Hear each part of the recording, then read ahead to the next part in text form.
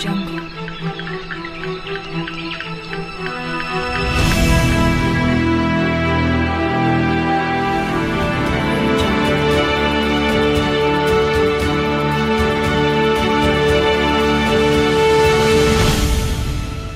إليك اسطورة العراقية تعرف باسم الحمار الطائر. في قديم الزمان، كان هناك حمار صغير يعيش في إحدى القرى العراقية. كان الحمار الطائر مميزا بأنه كان لديه أجنحة صغيرة تمكنه من الطيران. وكان يستخدم هذه القدرة النادرة لمساعدة الناس في المهام اليومية. في يوم من الأيام، انتشرت في القرية شائعات عن كنز قديم مفقود يقع في جبل بعيد. قرر الحمار الطائر أن يساعد أهل القرية في العثور على الكنز واستعادته.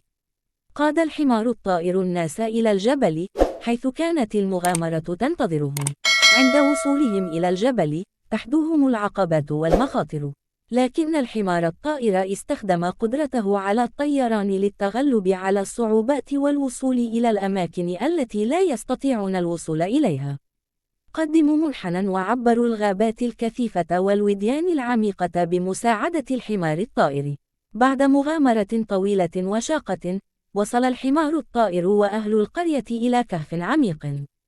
وهناك، وجدوا الكنز المفقود الذي كان مخبأ في الظلمة.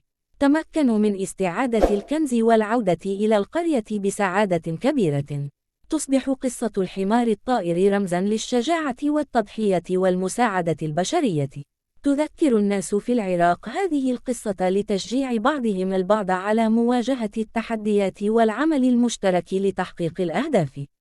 تذكر أن هذه القصة تعتبر أسطورة شعبية وليست حقيقية، وتهدف إلى تسلية وتعليم الناس، ولها أبعاد ثقافية وترفيهية.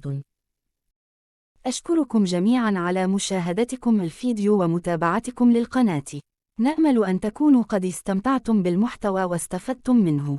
إذا كنتم تروقكم ما نقدمه على القناة وترغبون في متابعة المزيد من المحتوى المثير والمفيد، فننصحكم بالاشتراك في القناة.